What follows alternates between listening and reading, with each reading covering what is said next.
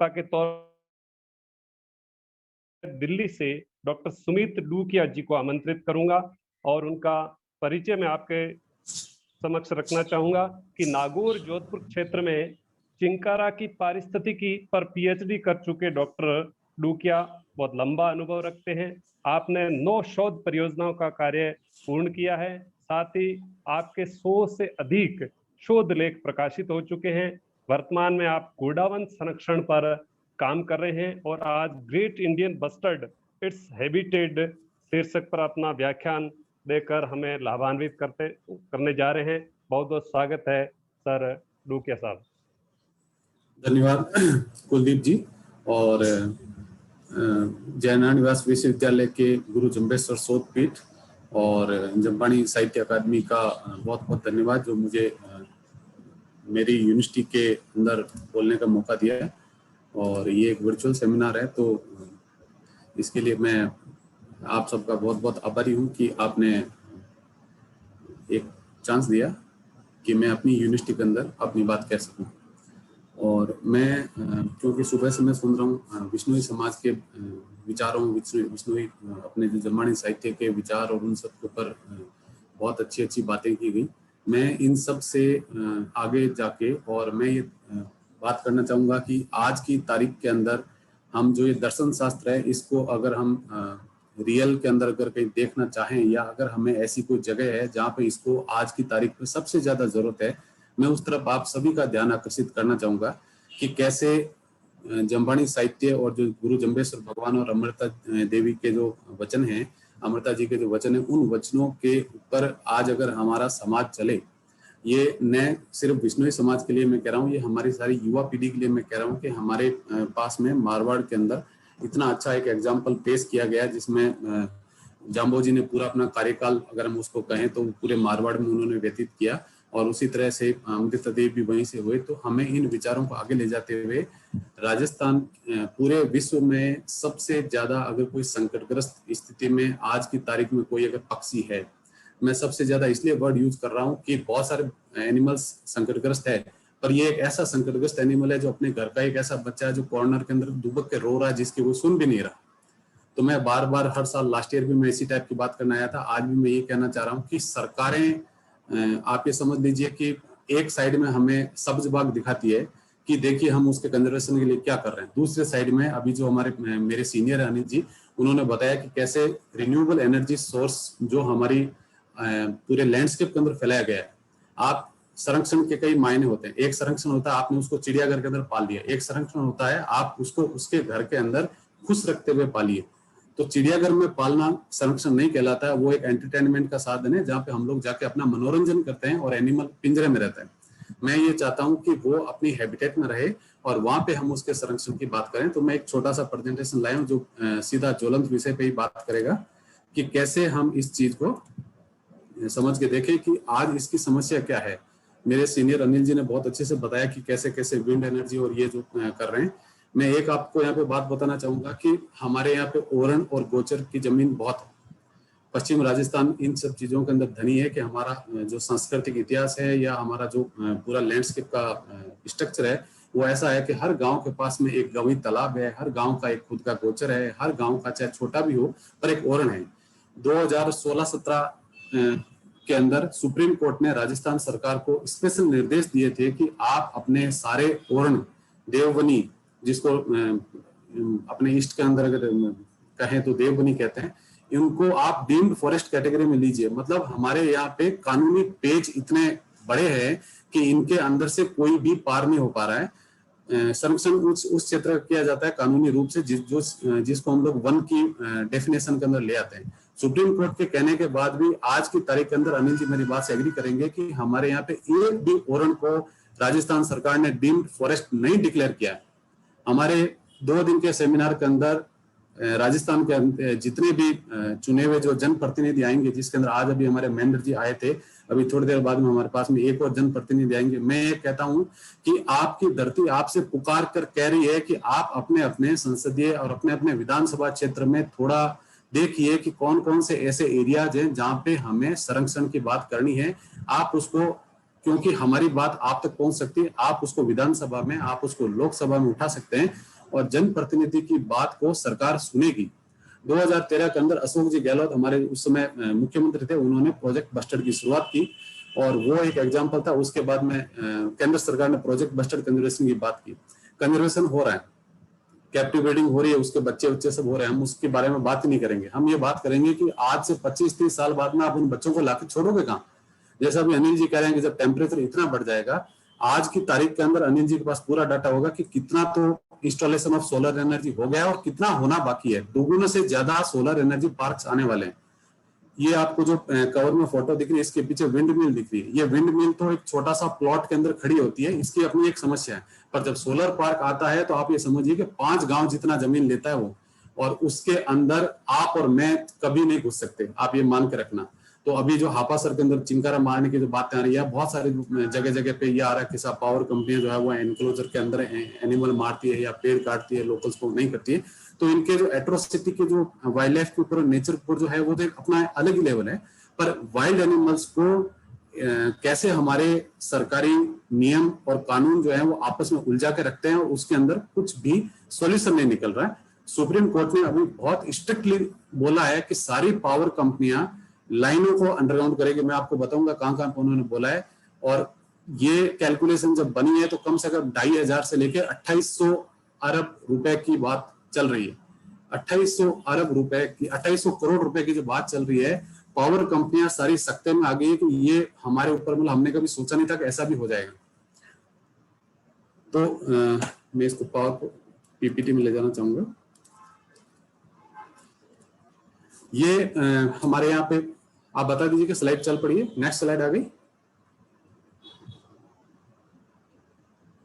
बिल्कुल आ गई सर। ठीक है। तो आज ये जो हरे क्षेत्र के अंदर आप देख रहे हैं, ये हमारा राष्ट्रीय मरु उद्यान है। राष्ट्रीय मरु उद्यान का लगभग 55 से 60% हिस्सा जो है वो जैसलमेर में है और रिमेनिंग जो है वो बाड़मेर में। राष्ट्रीय मरु उद्यान, हम ये सोच के चलते हैं कि राष्ट्रीय मरु उद्यान के अंदर सारे गोडावन बहुत अच्छे से राजी खुशी वहां पे अपना परिवार पाल रही है, पर ऐसा नहीं है। गोडावन ने अपना अलग ही विचार रखा है और गोडावन ने वहां के सारे एरिया को छोड़ दिया है और सिर्फ 20% एरिया में गोडावन आज की तारीख में मिलती है। सारी गोडावन वहां से बाहर घूम रही है।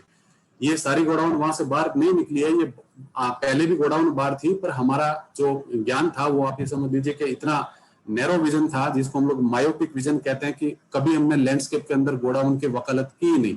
और जब हमने वकालत नहीं की और हमने बोला कि साहब डीएनपी के अंदर गोडाउन के अंदर कंजर्वेशन हो जाएगा, और आज गोडाउन डीएनपी के अंदर नहीं रहती, गोडाउन रहती है बाहर।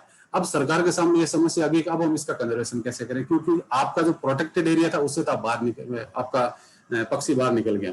रेड कलर के अंदर जो मैंने ये कुछ बनाए हैं अलग दाग टाइप के जो छपके हैं, ये एग्जिस्टिंग विंड फार्म्स हैं।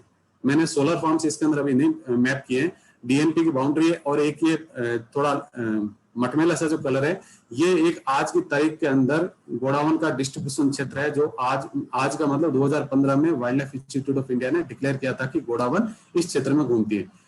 आगे का ये जो पार्ट है ये हमारा खारा फलोदी के किनारे से आप ले लीजिए, और अगर ये उग्रास और फिर यहाँ पे आप रामदेवरा और पोखरण और दोलिया, खेतोलाई, अजासर और दिदू, ये 5-7 गांव आते हैं, जिसमें कुछ गांवों के अंदर बिश्नोई समाज का काफी दबदबा है। और ये वाले जो एरिया है जिसके अंदर सम, कनोई और सुधासरी, बरना, बीदा, जामड़ा, निम्बा, ये करीब 12-15 गांव आते हैं जो सुधासरी के हैं। ये गोडावन की जो पॉपुलेशन है, विंड मिल के एरिया बनने के बाद में अब दोनों आपस में, इनका जिसको हम लोग कहते हैं कि अब इनके मिलनी सगा संबंधी वाला सिस्टम खत्म हो गया। भारत पाकिस्तान की तरह ये अलग अलग चले गए हैं, क्योंकि इनके बीच में दुनिया भर के पावर कंपनियों के विंड मिल्स आ गए। ये एक क्षेत्र है जो मैं पिछले 5-6 साल से बिना किसी वित्तीय सहायता के, हमने एक कम्युनिटी सपोर्ट से एक ऑर्गेनाइजेशन बना रखा है, उसके अंदर हम लोग कुछ करते रहते हैं। और ये जो ब्लू लाइन का आप एरिया देख रहे हैं, जिसके अंदर हम जो है वो स्थानीय समुदाय के लोगों को मोटिवेट करके, युवाओं को स्पेशली, और हम वहां पे गोडाउन के ऊपर एक पूरा प्रोग्राम कर रहे हैं कि गोडाउन कंजर्वेशन प्रोग्राम के अंदर आज की तारीख के अंदर गोडाउन क्या है। हमारा जो प्रोग्राम है वो लार्जली एडवोकेसी बेस है, जिसके अंदर हम जो है वो ये आप मान के चलिए कि हम सबकी आंख के तारे बने हुए हैं। हमारा नाम लेते सारे सीट से खड़े हो जाते हैं, फिर वापस बैठ जाते हैं, बोलते हैं इसको अंदर मत आने देना। तो मैं और मेरी टीम के लोग इस लेवल पे हैं कि हमारे नाम से वहां पे आप ये समझ लीजिए फोन नहीं उठाया जाता है। तो सुप्रीम कोर्ट से लेके और फॉरेस्ट गार्ड तक के अंदर हमने कहीं न कहीं अपने अपने तरीके से हमारी बात को पहुंचाई है। और आज मैं आपको इसकी स्थिति बताऊंगा कि पावर कंपनियां अब हमें ढूंढ रही है कि साहब आप कहाँ रहते हो, आप हमें आपसे मिलना है। मैंने कहा भाई साहब आप वहीं पे रहिए, आप अपना काम करिए, हम हमारा काम कर रहे हैं। ये देखिए कैसे ये पॉपुलेशन डिवाइड हुई और कैसे विंड मिल्स बीच बीच में आए। और ये WIA ने हमारे कहने के बाद, कंटिन्यूस कहने के बाद, पहले WIA वाले ये कहते थे, wild life institute of India वाले जो आज कैप्टिव ब्रीडिंग प्रोजेक्ट कर रहे हैं, कि GIB का पॉपुलेशन एक है और आपस में मूवमेंट कर रहा है। पिछले 4-5 साल से हम लोग, मतलब आप ये समझ लीजिए कि अच्छे से अच्छे मंथ से लेके अच्छे से अच्छे टिब्बे और चबूतरे पर चढ़ के हमने ये जोर जोर से कहना शुरू किया कि GIB की 2 पॉपुलेशन है और आपस में इनका कोई संबंध नहीं है। तो अब इन्होंने 2 पॉपुलेशन मानना शुरू किया है। और आप ये समझ लीजिए कि दबे आवाज के अंदर वो कहते हैं यार कि आप ये सब चीजें पहले हमें दे दिया करो ताकि हम आपकी बात को वैलिडेट करके फिर आगे दें। मैंने कहा भाई हमें किसी का वैलिडेशन नहीं चाहिए, हम हमारी बात कहते हैं, आपको वैलिडेशन करना तो आप जमीन पे आइए। क्योंकि उनके 20 से 25 लोगों की बहुत बड़ी टीम वहां पे पिछले करीब 4 साल से 5 साल से वहीं पे रह रही है। ये जो हरा वाला क्षेत्र है इसको GIB आर्क नाम दे रखा है गवर्नमेंट ऑफ इंडिया ने। ये बाहर का जो क्षेत्र है जिसमें हमारे लोग काम कर रहे हैं, ये नीचे जो अब मैं आपको एरिया दिखा रहा हूँ, यहाँ पे विंड मिल और सोलर एरिया का प्रॉब्लम है। और ये छोटा सा हरा एरिया है जिसमें अभी हमारा मेरे सीनियर अनिल जी कह रहे थे कि देख रहा है ओरन है, देख रहा है ओरन के अंदर 3 लाइन ऑलरेडी बिजली की जाती है और 3 से 4 लाइनें आज की डेट में वहां पे कमीशन हो रही है। कोरोना काल जो हम लोग कोविड-19 पेंडेमिक कहते हैं, हम सब लोगों को तो सरकार ने घर में बैठा दिया और जमीन पे बिजली के तार डालने का काम जिस स्पीड से चल रहा है उस स्पीड से आप ये मान के चलिए कि सेंट्रल विस्टा प्रोजेक्ट नहीं बन रहा है जो दिल्ली में जो मोदी सरकार आंख का तारा प्रोजेक्ट है। तो जिस स्पीड पे वो बेवकूफ बना के कर रहे हैं और कंपनियां यहाँ पे मास लेवल पे, मतलब आप ये समझ लीजिए कि ठेका चल के वो काम चल रहा है। इसमें हमारे बहुत सारे लोग जो है हमारे पश्चिम राजस्थान वाले इनको जानते हैं। यहाँ पे एक सोलर प्लांट आ रहा है, बहुत बड़ा है सोलर प्लांट जो बड़ला के सोलर प्लांट को टक्कर देगा। मैंने नाम यहाँ पे लिखा हुआ है और उस सोलर प्लांट के आसपास आप देख सकते हैं कि GIB वहां पे मिलती है। तो एक कानूनी पेच है कि इसका, जैसे अनिल जी भी कह रहे थे, EIA नहीं होता तो एनवायरमेंट इंपैक्ट असेसमेंट इसका होता नहीं है। इस चीज को इन्होंने बहुत अच्छे से ब्लैंकेट कवर कर दिया है कि साहब यहाँ पे तो कोई प्रॉब्लम नहीं है। हमारे लोग लगे हैं वहां पे दिन रात हल्ला करने के अंदर और ले देके फिर हमारे पास में एक परफेक्ट प्रूफ मिला। 16 सितंबर 2021 को बिजली के तार से टकरा के एक गोडाउन यहाँ पे मरी। ये जो शहीद गोडाउन हुई, इस गोडाउन ने पूरे सुप्रीम कोर्ट का जिसको जो अटेंशन और विजन था, जो NGT में केस चल रहे थे, इवन राजस्थान हाईकोर्ट में केस चल रहा है, सारे अटेंशन को यहाँ आया कि वो अब कोर्ट ये पूछने लगी कि आप तो कहते थे यहाँ पे GIB है ही नहीं, अब ये GIB यहाँ पे मरी कैसे। ये हमने एक डेलिबरेटली एक अटेम्प्ट किया जिसके अंदर एक हमारे लोगों ने फोटो ली जिसको GPS रीडिंग वाली ऐप से फोटो थी और उसको हमने लाखों लोगों को बिना किसी के मतलब जिसको हमें कोई पता भी नहीं है, फेसबुक से, सोशल मीडिया से, ट्विटर से उनको हमने शेयर किया और आज ये जो फोटो है ये उनके रिकॉर्ड के अंदर दर्ज हो गई है। सुप्रीम कोर्ट ने बोला है कि इस एरिया को आपको छोड़ना पड़ेगा। ये WIA का एक मैप है जिसके अंदर आप देखेंगे जो ये बीच बीच की लाइनें जो खींच रखी है, ये लाइनें सारी की सारी बिजली की पावर लाइनें हैं जिनको WIA कहती है कि GIB को आपको बचाना, इन लाइनों से कटाते। लाल कलर के जो लाइन है ये जो आप देख रहे हैं खड़े वो, ये सब विंड मिल्स हैं। और अब इस सब कंटिन्यूस एडवोकेसी का ये नतीजा निकल के आया कि WIA ने वेस्टर्न राजस्थान में स्पेशली जोधपुर, बाड़मेर और पूरा जैसलमेर को और थोड़ा पार्ट ऑफ बीकानेर को 2 बड़े भागों में डिवाइड किया है। एक भाग तो उसको बनाया है प्रायोरिटी एरिया, मतलब प्रायोरिटी एरिया है कि भाई इसको तो आप अनछुआ रखोगे। दूसरा बनाया potential area. Captive breeding project आज से 25 साल बाद में, 30 साल बाद में जब आप गोडाउन को लाके वापस छोड़ोगे तो आज की तारीख में मैं 5 साल के अंदर बता रहा हूँ कि पॉपुलेशन कैसे डिक्लाइन हो रही है। आप 25 साल बाद की बात कर रहे हो, 25 साल बाद में तो गोडाउन, मुझे लगता है कुलदीप जी आपके और मेरे रहते रहते गोडाउन अस्तित्व से समाप्त हो जाएगी। तो हमें इस चीज को करना है कि कैसे धर्मशास्त्र, कैसे हमारा विज्ञान शास्त्र, कैसे हमारा जो सामाजिक शास्त्र है वो अपने गोचर ओरन और लैंडस्केप को एडवोकेसी करें और उसके अंदर हम ये कहें कि साहब आप इनको फॉरेस्ट की कैटेगरी में आप ले लीजिए। हम ये नहीं कहते कि आप पावर कंपनियां मत आइए, आप सारे आइए, आप हमारी छत पे लगाओ ना सोलर प्लांट, कौन मना कर रहा है, पर आप सोलर प्लांट छत पे नहीं लगाते हो, सोलर प्लांट बड़े बड़े जगहों पे लग रहे हैं। ये लेटेस्ट डेवलपमेंट है, ये हमारा एडवोकेसी का असर है। आप देखिए ये जो आर्क बनती थी, GIB आर्क कहते थे, अब इन लोगों ने इसको एक एक्स्ट्रा नाम दिया जिसका नाम दिया additional important GIB area. Additional important GIB area के अंदर ये जो बीच का पार्ट है ये रासला एनक्लोजर है, यहाँ पास में देगरा ओरन है और इस एरिया को जीआईबी के प्रोटेक्शन के लिए लिया है। अब बीच का सिर्फ जैसलमेर शहर बचा है, पूरा जैसलमेर डिस्ट्रिक्ट जीआईबी के लिए, जीआईबी मतलब गोडाउन के संरक्षण के लिए सुप्रीम कोर्ट ने बोला कि आप इसको संरक्षित करिए। ये देखिए कैसे जीआईबी जो ग्रेट इंडियन मस्टर्ड है वो नीचे एक छोटा कला आप देख रहे हैं, ये डिस्प्ले कर रहा है और इसके सामने दैत्याकार साइज के अंदर विंड मिल के पंखे चल रहे हैं। ये फोटो अनिल जी ने बताया था, ये पहला गोडाउन है जो जोधपुर सॉरी जैसलमेर के अंदर कनोई के पास में मरा था और बिजली के तारों से टकरा के मरा था। ये भुज का फोटो है जिसके अंदर वहां पे भी ये बहुत बड़ी समस्या है, क्योंकि यहाँ के जीआईबी वहां तक जाते थे। आज का टाइम ऐसा है कि यहाँ वाले जीआईबी यहीं रह रहे हैं, भुज वाले जीआईबी भुज में रह रहे हैं, रामदेवरा वाले जीआईबी रामदेवरा में रह रहे हैं, क्योंकि पॉपुलेशन फ्रेगमेंटेशन बहुत हाई लेवल का हो गया है। ये देखिए, इसको इस टाइप का एनवायरमेंट चाहिए जिसको आप चाहे गोचर कह दो, चाहे ओरण कह दो, चाहे पड़त की जमीन कह दो, चाहे हम लोग नागौर की लैंग्वेज में इसको अड़ाव कहते हैं। अगर हमारे पास में खेती हम नहीं कर रहे हैं तो 2-3 साल हम जमीन को छोड़ देते हैं ताकि हमारी जमीन वापस उपजाऊ बन जाए।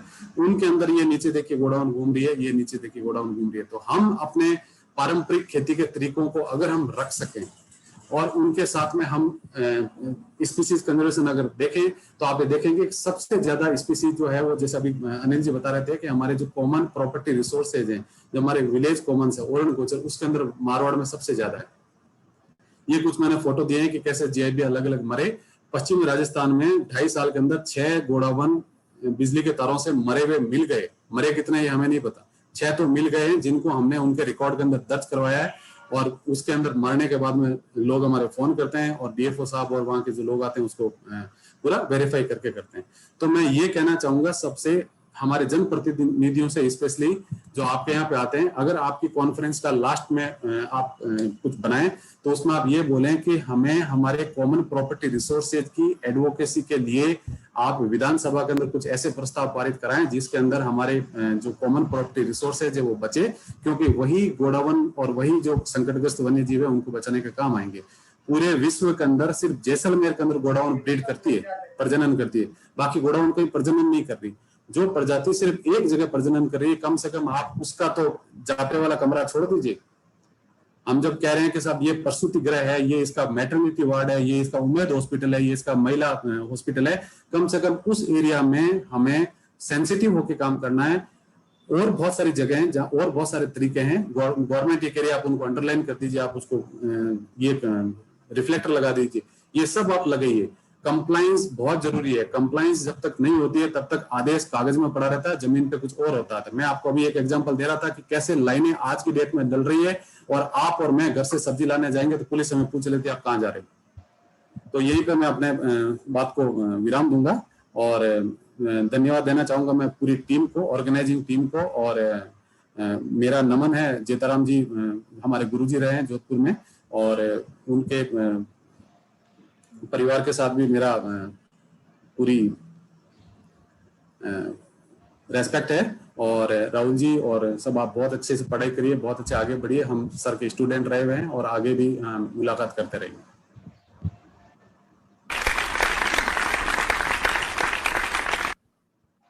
बहुत बहुत धन्यवाद डॉक्टर टोकिया साहब। आपने राजस्थान के राज्य पक्षी गोडाउन पर जो संकट के बादल मंडरा रहे हैं उसका बहुत ही अच्छे तरीके से तस्वीरों के माध्यम से जिक्र किया। पुनः आपका बहुत बहुत अभिनंदन। अब मैं